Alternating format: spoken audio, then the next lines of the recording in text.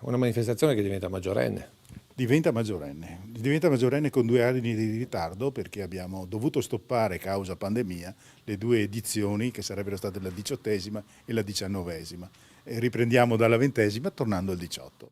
Un primo messaggio di positività, quindi il ritorno di Libri in Cantina a Susegana, che inizierà domani sera per proseguire per tutto il fine settimana. Rassegna culturale che avvicina gli scrittori, ma non solo, ai cittadini, attraverso le trame dei libri, ma anche il confronto in temi importanti come quello dell'incontro inaugurale in municipio. Un'anteprima internazionale con tematica acqua e sostenibilità. Un ospite internazionale, Jan Landvisk, che dialogherà con Sandro Carniel, oceanografo di caratura internazionale anche lui, che presenterà il suo libro Il mare che sale.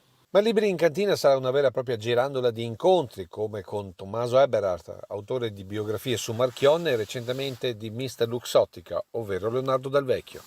Numeri importantissimi.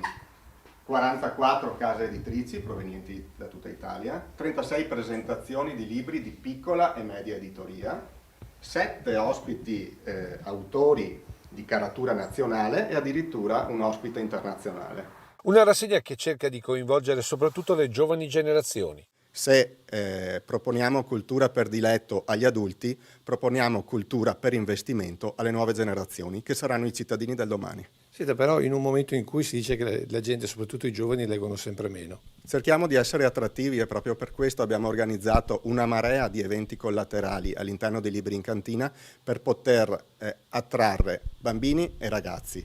Cultura ma anche sapori del territorio, con cantine e negozi aperti per l'occasione.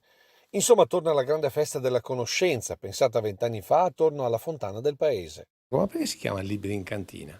Ma Libri in Cantina ci piaceva perché aveva il doppio senso, perché logisticamente eravamo in cantina con l'alto e perché, sai, la cultura può essere anche in cantina, a te spetta di portarla in soggiorno.